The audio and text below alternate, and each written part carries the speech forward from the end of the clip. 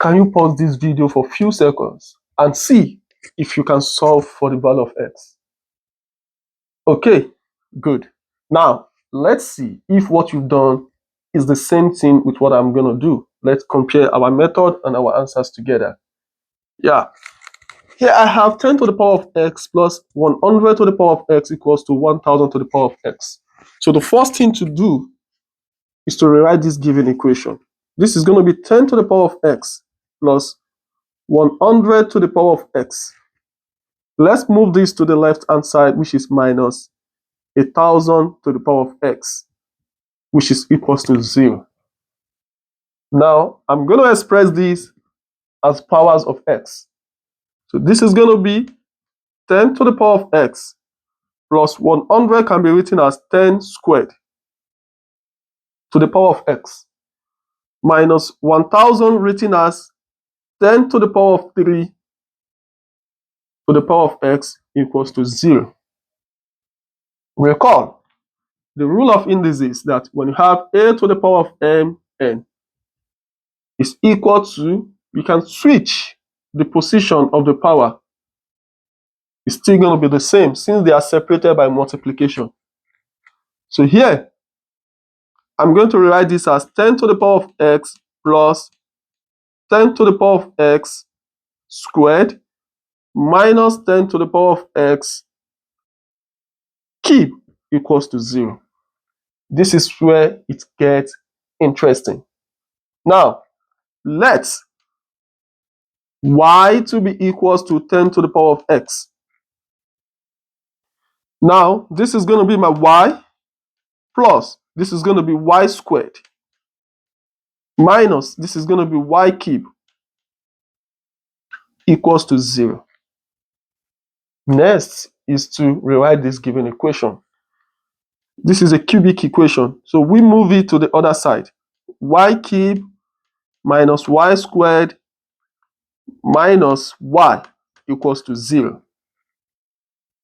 Next is to factor out y. So when I factor out y, I'll be left with y squared minus y minus 1 equals to 0. Now, from here, I can have two given equation. Y can be equals to 0, and this quadratic can also be equals to 0.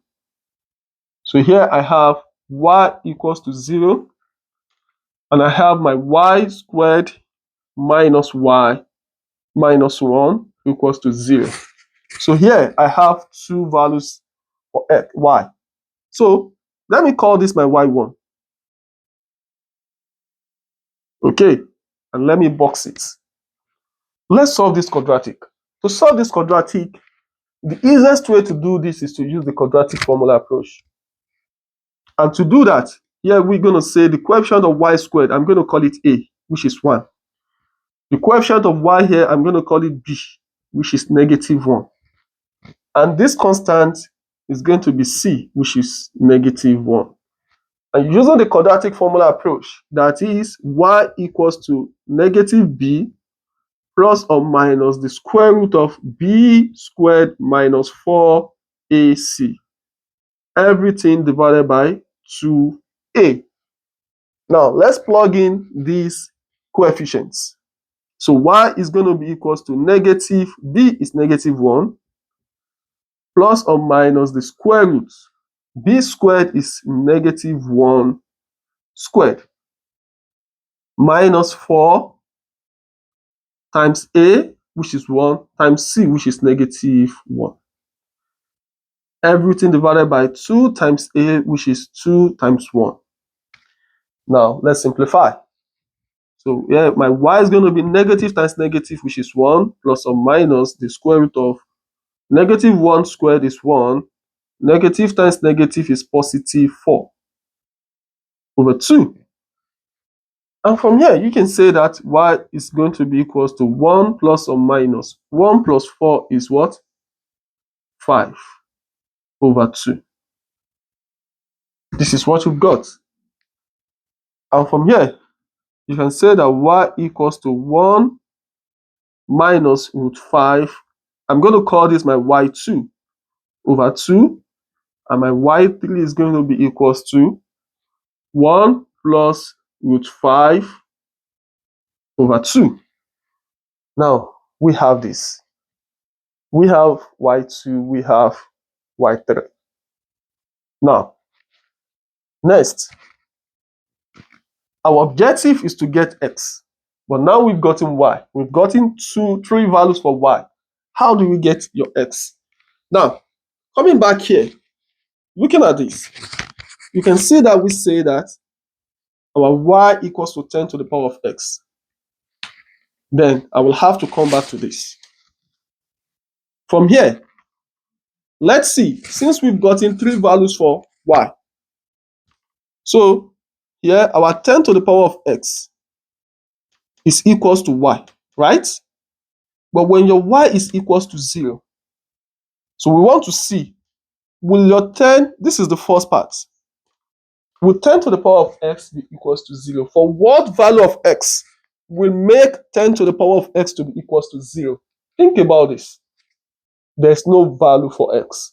Let's assume if x is 1, then this is going to be, the left side is going to be 10. In fact, if x is 0, this left side is going to be 1, which is not equals to this. Also, if x is negative value, you can only have value closer to 0, but you can never have exactly 0. So that is y equals to 0, the y1 cannot work. That is number 1. Let's test y2. 10 to the power of x equals to 1 minus root 5 over 2. That is, for our y2, 1 minus root 5 over 2. Can this work? Let's see. Square root of 5 is 2 point something. 1 minus 2 is going to be negative. That is, we need a value to make this negative. Value of x to make it negative. And this is never possible. It is never possible.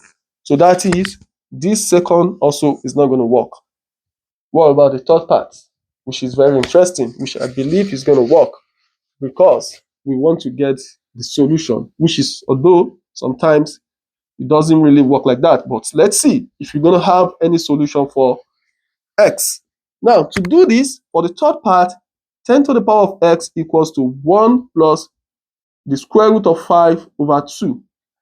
How can we solve for x in this kind of problem? By observation, you can see that this right side is more than 1. So let's see if the value of x now is going to work for this. To do this, I'm going to apply logarithm to both sides. So this is going to be log 1 plus root 5 over 2. Now moving x behind, I have my x log 10 equals to log 1 plus root 5 minus 2 log 2. Remember that when you have log a over b, is the same thing as log a minus log b. This is the rule of logarithm. Now, to simplify this further, this is log 10 base 10. This cancel out. So here I'm going to have my x equals to log 1 plus root 5 minus log 2. So this is the final answer for my x. If you have an alternative way to do this, let me see. Put it in the comment section so that we can think about it together. And if your answer is the same thing with what I did, let me know also in the comment section. If you enjoyed this video, follow for more. I usually upload videos like this. Thank you. See you next time. Bye.